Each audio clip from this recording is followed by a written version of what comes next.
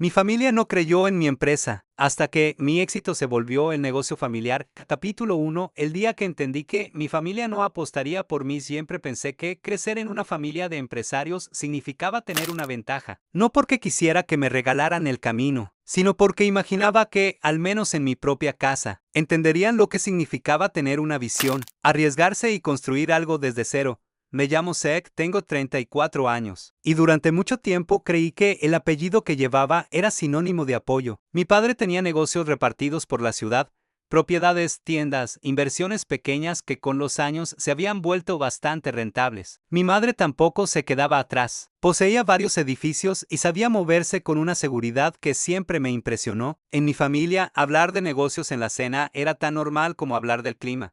Mis abuelos no fueron millonarios, pero fueron los primeros en abrir la puerta. Trabajaron toda su vida, se levantaron de cero y consiguieron lo suficiente para darle a mis padres ese primer empujón que cambia destinos. Por eso, desde niño escuché la misma idea repetida de muchas maneras. Si naces en esta familia, debes hacer una de dos cosas: proteger lo que recibes o levantar tu propio imperio. Yo siempre quise lo segundo.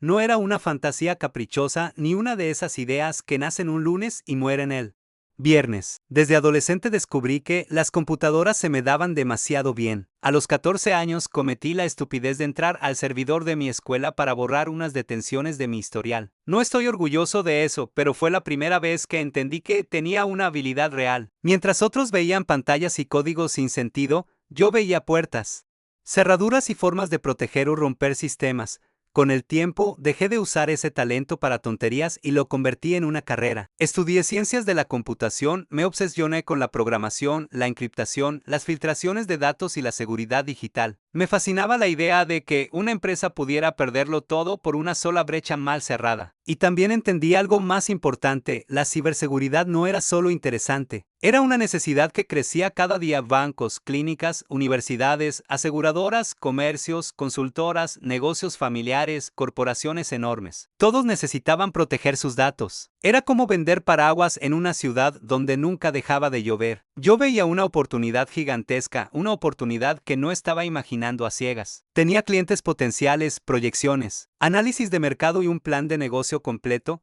El problema era el de siempre: necesitaba capital. No estaba pidiendo millones ni una vida cómoda financiada por mis padres. Les pedí un préstamo. Eso fue lo que más me dolió después. Nunca quise dinero regalado. Quería una oportunidad, un respaldo inicial para alquilar una oficina pequeña, contratar a 2 personas, comprar equipo decente y conseguir las primeras herramientas de software que necesitábamos para operar bien. Recuerdo perfectamente la mañana en que fui a hablar con ellos. Llevaba semanas preparando la presentación. Tenía gráficas, números, un estudio de mercado y una explicación clara de cómo devolvería el dinero con intereses cuando la empresa empezara a generar ingresos. Me senté frente a ellos en la sala, con las manos sudadas pero la voz firme, y les conté mi idea como si mi futuro dependiera de esa conversación. Porque, en cierto modo, así era. Mi padre escuchó en silencio. Mi madre asentía de vez en cuando con esa sonrisa que uno confunde con comprensión hasta que descubre que era lástima. Cuando terminé, hubo un silencio pesado. Mi padre suspiró, se acomodó en el sillón y dijo una frase que todavía puedo escuchar con claridad: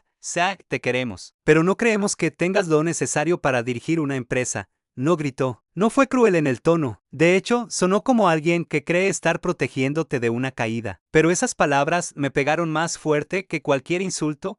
Mi madre añadió que ser bueno con las computadoras no me convertía automáticamente en empresario. Mi padre habló de cuentas, empleados, nóminas, clientes, pérdidas, inversionistas, presión, liderazgo. Según él, yo tenía talento técnico, pero no esa chispa que hacía falta para estar al frente de un negocio. En otras palabras, para ellos invertir en mí no era una oportunidad, era tirar dinero. Me fui de esa sala con una sonrisa tensa, fingiendo que entendía. Por dentro estaba destruido. Durante días estuve enojado, decepcionado y avergonzado. No porque me hubieran negado el préstamo. Estaban en su derecho. Lo que dolía era que no dudaran de mi idea, sino de mí. Un mes después, durante la boda de mi primo Bernardo, entendí que el rechazo no era por falta de dinero, era por falta de fe en mí. La boda fue enorme. 3 días de celebración, mesas llenas, música en vivo, flores por todas partes y fuentes de champán como si estuviéramos en una película. Yo intentaba disfrutar, aunque todavía cargaba esa conversación con mis padres como una piedra en el pecho. Entonces Bernardo se acercó a ellos, les estrechó la mano con emoción y dijo, delante de mí, tío, tía, de verdad gracias por creer en mí y ayudarme con los fondos para mi hotel. No habría podido empezar sin ustedes. Sentí que el ruido de la fiesta desaparecía de golpe. Mis padres se pusieron nerviosos, rieron de manera incómoda y cambiaron de tema rápido, pero ya era tarde. Yo había escuchado todo. A mí me dijeron que no tenía madera de empresario. A Bernardo le financiaron un hotel, no una oficina pequeña, no 2 computadoras y un par de licencias de software. Un hotel entero. Me aparté de la fiesta con una excusa cualquiera. Necesitaba respirar. No estaba furioso porque ayudaran a mi primo. Si alguien puede empezar un sueño, bien por él. Lo que me partía era saber que mis propios padres habían mirado mi proyecto con desconfianza, mientras apostaban por el sueño de otro como si fuera obvio que él sí merecía una oportunidad. Me senté lejos del salón, en un banco junto al jardín. Ahí me encontró mi abuela Seth. ¿Qué haces aquí solo?, me preguntó. Deberías estar adentro celebrando. Hay algo con las abuelas, puedes engañar a medio mundo, pero no a ellas. Me bastó verla para que se me quebrara la voz. Le conté todo. Le conté lo del préstamo, la respuesta de mis padres, el hotel de Bernardo y la sensación horrible de haber sido descartado por mi propia familia. Mi abuela no me interrumpió. Solo se sentó a mi lado, tomó mi mano y escuchó. Cuando terminé, dijo algo que cambió mi forma de ver las cosas. A veces las personas ven potencial en otros porque se reconocen en ellos. Tal vez tu padre ve en Bernardo una versión joven de sí mismo, pero que no se vea reflejado en ti no significa que no seas capaz. Solo significa que eres diferente. Y ser diferente no es un defecto. Luego apretó mi mano y añadió, trabajas duro, eres inteligente y tienes un sueño real. Algún día vas a construir algo grande, Zach. Tal vez no como ellos imaginan, tal vez no como ellos entienden, pero lo harás en tus propios términos. Sé que suena como una frase de película, pero en ese momento fue exactamente lo que necesitaba escuchar. Al día siguiente, todavía con la emoción de la boda y la decepción mezcladas, recibí una llamada de mi abuelo. Mi abuelo no era de llamar para conversar. Si él te llamaba, era porque algo importante pasaba. Me pidió que fuera a su casa. 2 horas después estaba tocando la puerta. Mi abuela me recibió con una sonrisa cálida y me dijo que mi abuelo me esperaba en su estudio. Cuando entré, él se levantó de su silla y me abrazó. No era un hombre de muchas palabras, así que ese abrazo ya me dijo que sabía más de lo que yo creía. Tu abuela me contó lo que pasó, dijo sin rodeos. También me contó lo de tu empresa. Yo asentí, preparado para otro discurso sobre ser prudente. Pero mi abuelo hizo algo distinto. Se sentó frente a mí y empezó a recordar su primer negocio. Me contó que, cuando era joven no tenía casi nada, apenas una vieja furgoneta y un préstamo pequeño de un tío que decidió confiar en él cuando todos los demás pensaban que iba a fracasar. Me dijo que no fue fácil, que hubo noches sin dormir, deudas, vergüenza y miedo. Pero también me dijo que una sola persona creyendo en ti puede hacer la diferencia entre rendirte y seguir. Entonces abrió un cajón, sacó su talonario, escribió un cheque y lo puso sobre el escritorio. No voy a decir la cantidad exacta. Solo diré que no era un capricho ni dinero para gastos pequeños. No alcanzaba para construir la empresa perfecta que yo había imaginado, pero sí era suficiente para empezar de verdad. Me quedé mirando el cheque como si fuera un objeto imposible, abuelo. No sé qué decir, no tienes que decir nada, respondió. Esto no es solo dinero, es confianza. Estoy invirtiendo en ti, intenté mantener la compostura, pero sentí que algo se rompía y se reparaba al mismo tiempo dentro de mí. Mi abuelo se levantó, me abrazó y dijo la frase que se convirtió en mi brújula durante los años más difíciles: haznos sentir orgullosos. En el camino de regreso a casa, miré ese cheque una y otra vez. No veía una cantidad, veía la prueba de que alguien, por fin, no estaba apostando contra mí. Capítulo 2. Construir desde abajo. Cuando recibí el apoyo de mi abuelo, entendí que no podía desperdiciar ni un centavo. No había espacio para lujos ni para fantasías de empresario novato. Nada de escritorios elegantes, sillas carísimas ni oficinas con vista panorámica. Si quería que la empresa naciera, tenía que hacerlo con disciplina. Llamé a mis 2 mejores amigos, Adam y Luis. Ambos eran brillantes. tercos y estaban igual de cansados que yo de trabajar en proyectos ajenos. Juntamos nuestros ahorros, hicimos números hasta que nos dolió la cabeza y alquilamos una oficina diminuta en una zona que nadie recomendaría para impresionar clientes. El lugar era pequeño, caluroso, con paredes viejas y un ascensor que sonaba como si estuviera pidiendo jubilación. Pero era nuestro. Los primeros 2 años fueron una prueba de resistencia. Trabajábamos 14, 15 y a veces 16 horas diarias. Comíamos mal, dormíamos poco y vivíamos pendientes de cada llamada. Luis se encargaba de hablar con clientes hasta quedarse sin voz. Adán se hundía en líneas de código como si el mundo exterior no existiera. Yo hacía de todo: ventas, soporte, programación, reuniones, facturas, limpieza, café, promesas y disculpas. Hubo días en que pensé que mis padres quizá tenían razón. Días en que el dinero no alcanzaba, los clientes no respondían y cualquier error parecía capaz de hundirnos. Pero cada vez que estaba por quebrarme, recordaba a mi abuelo diciendo que una sola persona creyendo en ti podía cambiarlo todo. Yo no podía fallarle.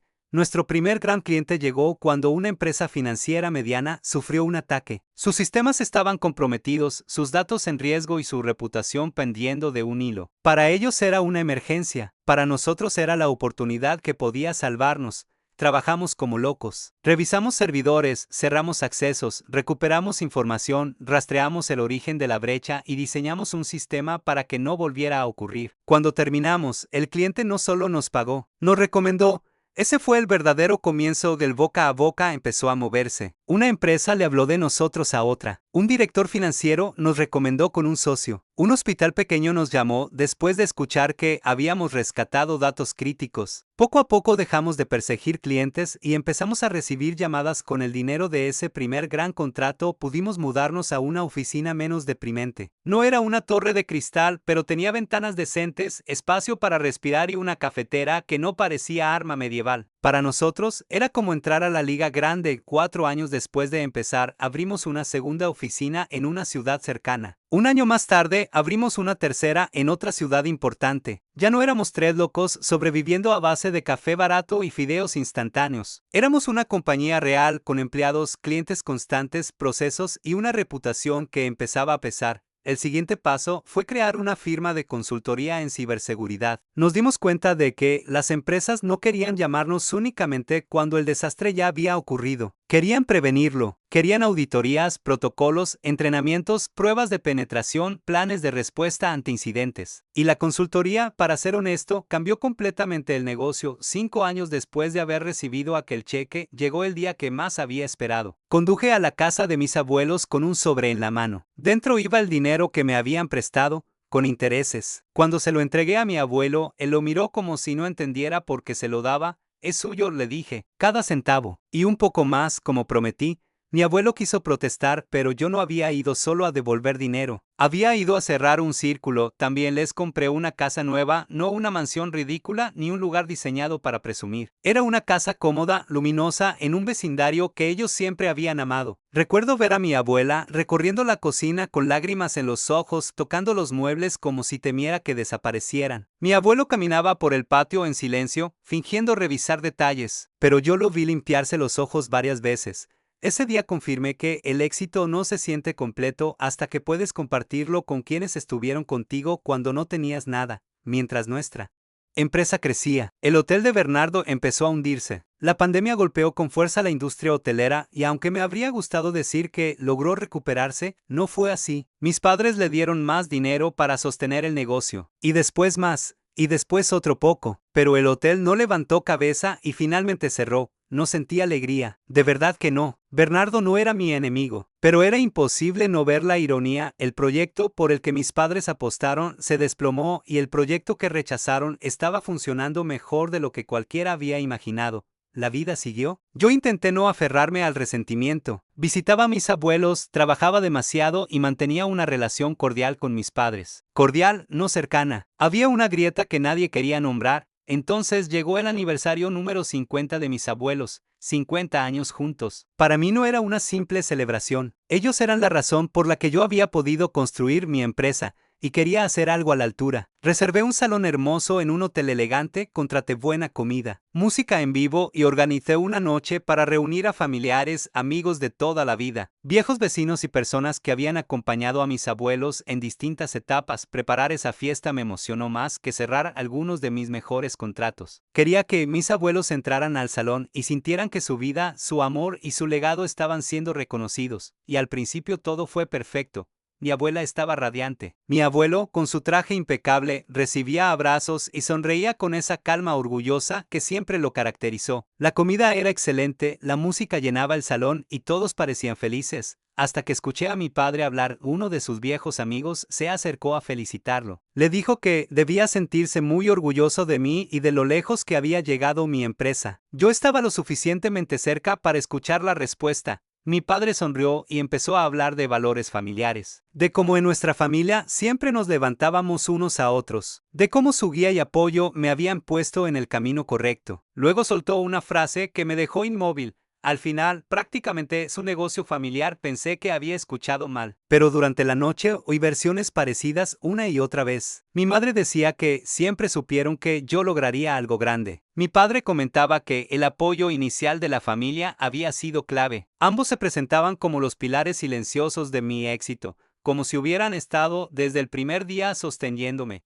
No necesitaba que pidieran perdón de rodillas. No necesitaba una escena dramática ni una confesión pública. Pero escucharlos atribuirse un mérito que no solo no tenían, sino que habían rechazado activamente. Fue demasiado. Yo había preparado un discurso sencillo para mis abuelos. Unas bromas, unas palabras de amor, un brindis. Pero mientras escuchaba a mis padres reescribir la historia delante de todos, decidí que no iba a permitir que la mentira se instalara como verdad. Capítulo 3. El brindis que lo cambió todo. Cuando me llamaron al frente para dar el discurso, respiré hondo. Miré a mis abuelos sentados juntos en la mesa principal. Mi abuela me sonrió con ternura. Mi abuelo levantó ligeramente su copa, como dándome ánimo. Por un momento dudé. Esa noche debía ser para ellos, no para mí. Pero también era precisamente por ellos que necesitaba decir la verdad. Empecé con humor. Dije que el matrimonio de mis abuelos era más antiguo que Internet, que habían sobrevivido a modas, crisis, teléfonos con cable y discusiones familiares que merecían su propia serie de televisión. La gente se rió. Mis abuelos también. Luego bajé el tono. Hablé de la manera en que se habían amado durante décadas, de cómo habían construido una familia, no solo con dinero o propiedades, sino con paciencia,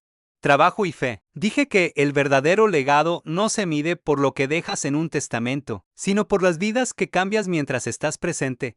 Entonces miré a mi abuela y a mi abuelo directamente. Cuando yo tenía un sueño y muchas personas me cerraron la puerta, ustedes la abrieron. Cuando otros vieron riesgo, ustedes vieron esfuerzo. Cuando otros dudaron de mi capacidad, ustedes decidieron creer en mí. No solo creyeron en una idea, creyeron en la persona que yo podía llegar a ser. El salón quedó más silencioso. Mis padres, sentados a un lado, dejaron de sonreír con naturalidad. Sus sonrisas se quedaron congeladas, tensas, incómodas. Continué. Todo lo que tengo hoy nació de esa confianza. Mi empresa, mis logros, mis oportunidades. Nada de eso habría sido igual sin ustedes. Por eso esta noche quiero brindar por las únicas dos personas que apostaron por mí cuando nadie más quiso hacerlo. Este éxito también les pertenece a ustedes. A nadie más. Mi abuela empezó a llorar. Mi abuelo bajó la mirada, emocionado, y luego asintió con una sonrisa tranquila. La gente levantó sus copas. Algunos aplaudieron. Otros entendieron de inmediato que, detrás de esas palabras, había una historia que no conocían. Yo pensé que ahí terminaría todo. 15 minutos después, mi padre me encontró cerca de la mesa de postres. No caminaba, parecía avanzar como una tormenta. ¿Qué demonios fue eso?, me dijo entre dientes, aunque su voz ya estaba subiendo. ¿Querías humillarnos frente a toda la familia? Lo miré, todavía con la adrenalina en el cuerpo. No los humillé. Dije la verdad. Mi madre apareció detrás de él con el rostro pálido.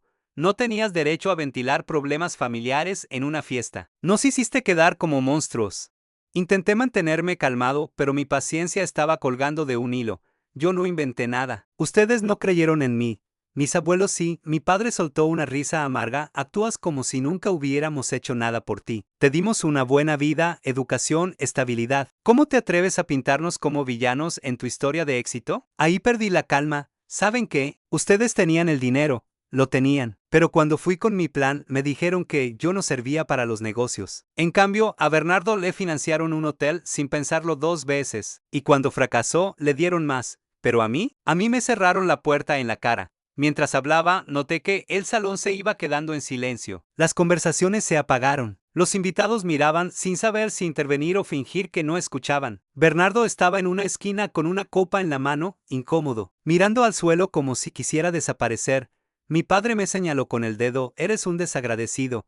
La palabra me golpeó como una bofetada. No respondí, ya sin poder contenerme. No soy desagradecido, solo estoy diciendo en voz alta lo que todos ustedes intentaron esconder. En cuanto terminé la frase, vi a mi abuela. No estaba enojada. Eso habría sido más fácil de soportar. Me miraba con tristeza, una tristeza suave, cansada, como si entendiera mi dolor, pero también lamentara verlo explotar en una noche que debía ser feliz. Mi abuelo tenía un brazo alrededor de ella, protegiéndola del peso de una escena que yo nunca quise causar. La culpa me cayó encima de golpe. No dije nada más. Salí del salón sin tomar mi abrigo. Crucé el estacionamiento y me encerré en mi auto. Me quedé sentado con las manos sobre el volante, respirando como si acabara de correr kilómetros. Esa noche no dormí. Repetí la discusión una y otra vez en mi cabeza. Lo que dije era cierto, pero la forma en que lo dije había convertido una celebración en una herida pública. A la mañana siguiente, recibí un mensaje de mi abuela: Zack, te queremos mucho. No cargues con lo de anoche. Entendemos tu dolor.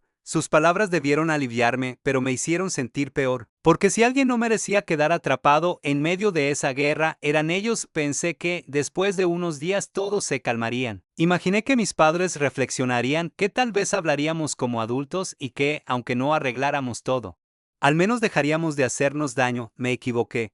Mis padres decidieron cambiar la historia, y esta vez no lo hicieron en murmullos durante una fiesta. Lo hicieron con toda la familia. Todo empezó con un mensaje de un primo. Oye, Zack, ¿es cierto que manipulaste a la abuela y al abuelo para que te dieran dinero? Eso está diciendo tu papá. Al principio me reí. Sonaba tan absurdo que pensé que era un malentendido. Pero luego llegó otro mensaje. Y otro. Una tía me escribió por Facebook para decirme que estaba decepcionada de que hubiera usado las emociones de mis abuelos para sacarles dinero. Otro pariente me preguntó si era verdad que había llorado frente a ellos hasta convencerlos. Cada versión era más ridícula que la anterior. Llamé de inmediato a mi abuela. Abuela, ¿estás bien? ¿Has escuchado lo que están diciendo? Ella suspiró con esa paciencia que siempre me dolía más que un grito. No te preocupes por lo que inventen. Tu abuelo y yo sabemos la verdad. Eso es lo único que importa. Su voz me calmó, pero no pudo borrar la rabia. Mis padres no solo estaban molestos, estaban intentando destruir mi reputación dentro de la familia para proteger la suya. Los llamé. ¿Qué están diciendo de mí? ¿Por qué la familia me escribe como si yo hubiera estafado a mis abuelos? Mi madre respondió con frialdad: tú los hiciste sentir culpables. Les contaste tus problemas hasta que se compadecieron de ti. Eso también es manipulación. No les conté mis problemas para sacar dinero, dije. Les conté cómo me sentía porque ellos me escucharon. Eso se llama tener emociones. Entonces escuché a mi padre de fondo. Interprétalo como quieras. Zack, la gente ya está viendo quién eres realmente. Fue una de esas frases que cortan algo por dentro. Perfecto, respondí. Digan lo que quieran. Estoy cansado de intentar explicarles algo que ustedes saben perfectamente. Colgué. Durante la semana siguiente, los rumores se volvieron peores. Alguien dijo que yo había amenazado con alejarme de mis abuelos si no me daban dinero. Otro aseguró que yo había presumido de haberlos manipulado. Era tan absurdo que parecía una comedia. Pero no tenía nada de gracioso cuando personas que conoces desde niño empiezan a mirarte como si fueras capaz de aprovecharte de dos ancianos que amas. Incluso Bernardo me llamó. Sí, el mismo primo del hotel. Mira, hermano, sé que todo está complicado, pero ¿no podrías hablar con tus padres y arreglarlo? No hay nada que arreglar, le dije. Ellos saben la verdad. Simplemente prefieren una mentira que los deje mejor parados. Esa noche escribí un mensaje a mis padres. No puedo seguir haciendo esto. Ustedes decidieron difundir mentiras sobre mí y yo no voy a gastar mi vida tratando de convencerlos de algo que ya saben. Los amo, pero necesito alejarme de esta relación por ahora. Me está haciendo daño. Después de enviarlo, los bloqueé en redes sociales. Dejé de contestar a familiares que solo querían chisme. Me concentré en mi empresa, en mis abuelos y en proteger mi paz. Pero aunque uno cierre una puerta, eso no significa que el dolor se quede afuera. Capítulo 4. La herencia que abrió una guerra. Pasó el tiempo. No puedo decir que las cosas sanaron, pero al menos se enfriaron. Yo seguía viendo a mis abuelos, aunque la relación con mis padres se había vuelto una zona de silencio. Había mensajes ocasionales, saludos breves en reuniones inevitables y esa tensión invisible que todos perciben pero nadie nombra. entonces mi abuelo falleció, se fue mientras dormía. Esa es la única paz que puedo encontrar en la pérdida. No sufrió, no hubo una despedida larga ni una agonía cruel. Pero eso no hizo que doliera menos. Cuando recibí la llamada, sentí que el mundo se detenía. No perdí solo a un abuelo, perdí al hombre que me había sostenido cuando yo empezaba a dudar de mí mismo. Hice una maleta casi sin pensar y manejé directo a la casa de mi abuela. Cuando entré, ella parecía más pequeña, más frágil, como si la ausencia de mi abuelo hubiera apagado una parte de la casa. Aún así, me sonrió. La abracé con tanta fuerza que por un momento sentí que, si la soltaba, todo se derrumbaría. Organizar el funeral fue una de las cosas más difíciles que he hecho. Pero quería hacerlo por ella. Mis padres estuvieron allí. Nos comportamos con educación como personas civilizadas que entienden que el duelo no es momento para pelear. Pero la tensión seguía presente, flotando entre nosotros como una tormenta esperando permiso para caer. El funeral fue hermoso. Vinieron cientos de personas, antiguos socios, amigos de juventud, vecinos, familiares lejanos, empleados que alguna vez trabajaron con él, personas a quienes había ayudado sin esperar nada a cambio. Yo sabía que mi abuelo era un buen hombre, pero ver la cantidad de vidas que había tocado me sobrepasó. Intenté dar unas palabras durante la ceremonia. Aguanté lo más que pude, pero a mitad del discurso se me quebró la voz. Mi abuela tomó mi mano y no la soltó. Si pude terminar, fue por ella. Después del funeral vino la lectura del testamento. Mi abuelo no era una de esas personas con fortunas inmensas escondidas en cuentas secretas.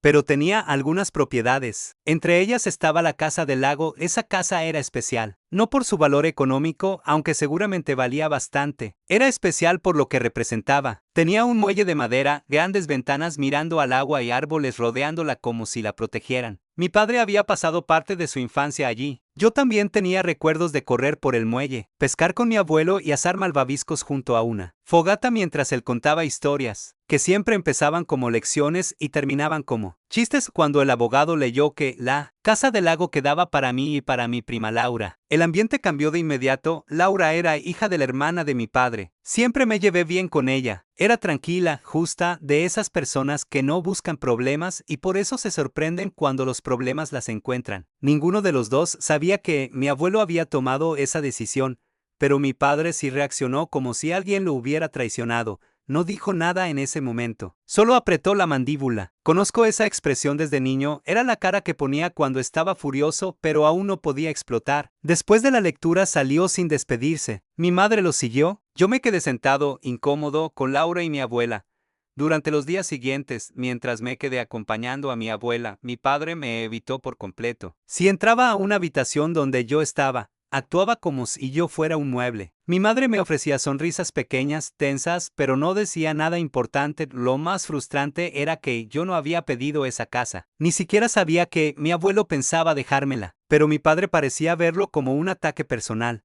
Como si mi abuelo hubiera elegido un bando en una guerra que solo existía en su cabeza. Laura y yo hablamos una noche mientras tomábamos té en la cocina. Ella también se sentía incómoda. Su madre no estaba feliz con el testamento, pero al menos no la trataba como si hubiera cometido un crimen. Ninguno de los dos quería vender la casa ni convertirla en un negocio. Para nosotros era un lugar para recordar a nuestro abuelo, no una oportunidad para sacar dinero. Una tarde, mientras ayudaba a mi abuela a ordenar algunas cosas viejas de mi abuelo, ella se sentó junto a mí y me dijo: tu abuelo amaba a tu padre. Sé que muchísimo, pero también vio cuánto luchaste, cuánto trabajaste y cuánto intentaste demostrar quién eras. Quería dejarte algo que significara mucho para él. Yo no sabía qué responder, me sentía culpable.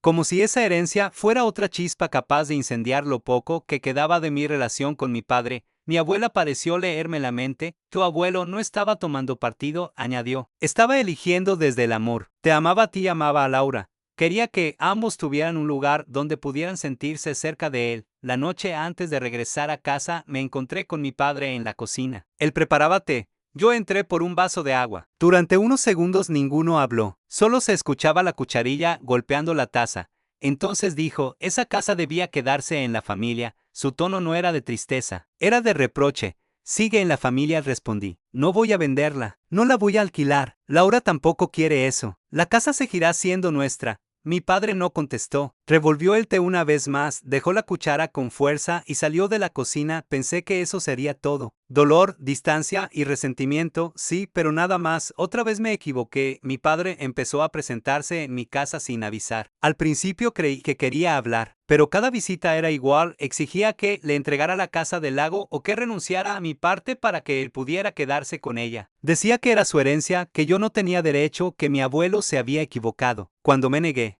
empezó a amenazarme. Luego llegaron los documentos legales. Mi propio padre me demandó. La acusación era tan absurda como dolorosa. Decía que yo había obtenido la casa de manera indebida, que había manipulado a mi abuelo para que me la dejara y que, por justicia, la propiedad debía pasar a sus manos. Era la misma mentira que había contado sobre el dinero de la empresa, solo que ahora convertida en un expediente legal. Mi madre intentó presentarse como mediadora. Me llamaba para decirme que cediera, que le entregara la casa a mi padre, que así podríamos superar todo. Pero yo ya no reconocía esa idea de paz. Para ellos, paz significaba que yo me callara, entregara lo mío y permitiera que la mentira ganara. No podía hacerlo.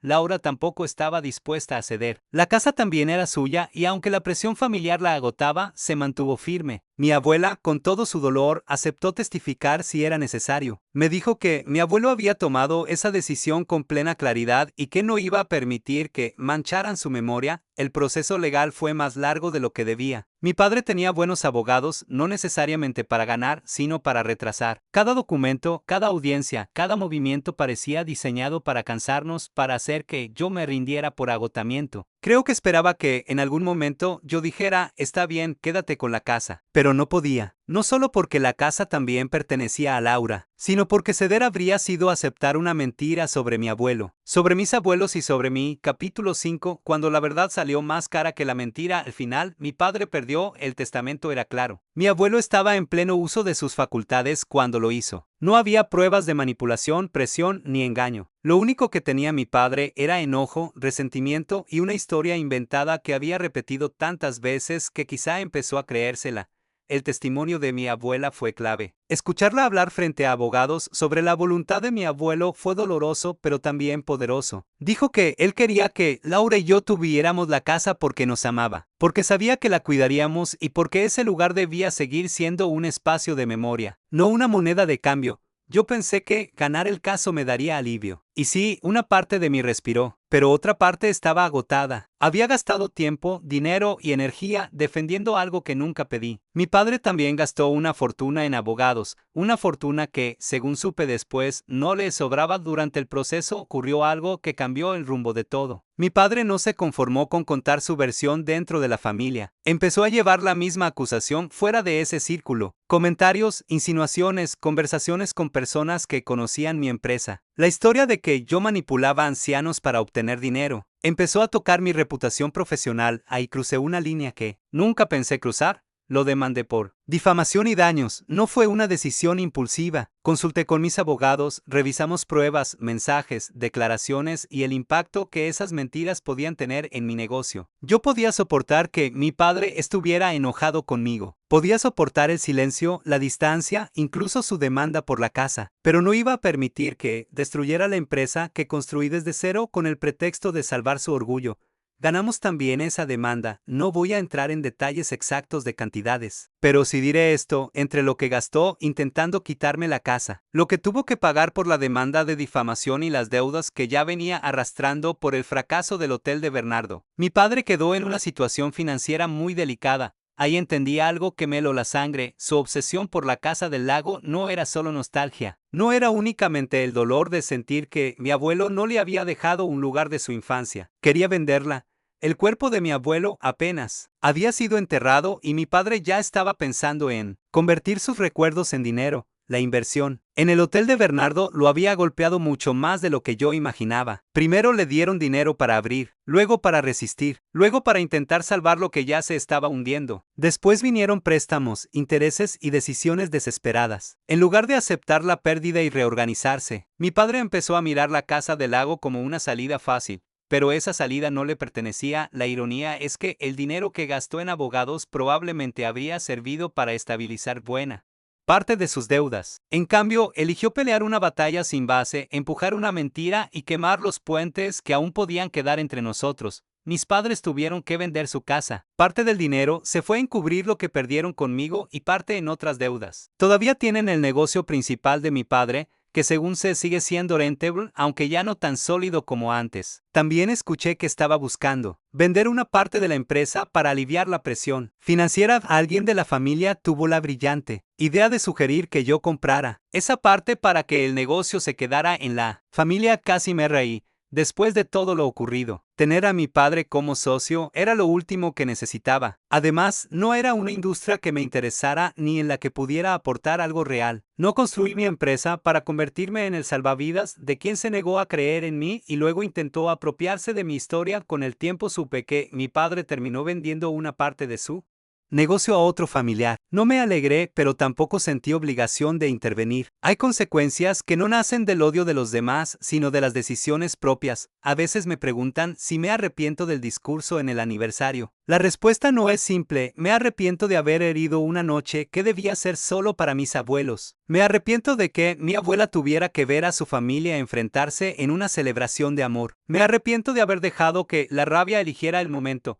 Pero no me arrepiento de haber dicho la verdad. Durante años permití que otros contaran mi historia por mí. Mis padres rechazaron mi sueño, financiaron el de otra persona y cuando mi empresa tuvo éxito, intentaron presentarse como los arquitectos de algo que no ayudaron a construir. Después, cuando la verdad los incomodó, me llamaron manipulador, y cuando mi abuelo me dejó una parte de su legado, intentaron arrebatármela.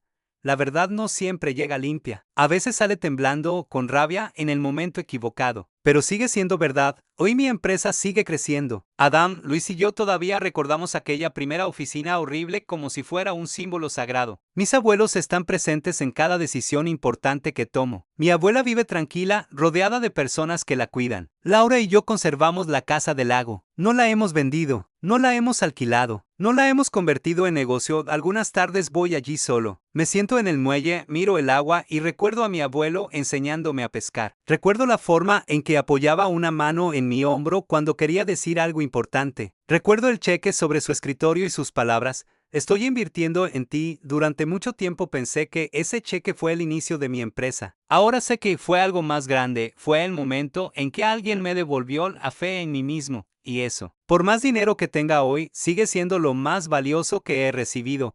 Porque mi familia pudo negarse a ayudarme. Pudieron elegir a otro. Pudieron intentar apropiarse de mi éxito y convertirlo en una historia conveniente. Pero lo que jamás pudieron quitarme fue la verdad de cómo empezó todo. Mi empresa no nació como un negocio familiar, nació de la confianza de dos abuelos que vieron en mí lo que mis propios padres no quisieron ver. Y si algún día alguien vuelve a llamar a mí éxito el negocio familiar, solo espero que recuerde algo: una familia no se mide por quién aparece cuando las cámaras están encendidas, sino por quién se queda contigo cuando todavía no tienes nada que mostrar.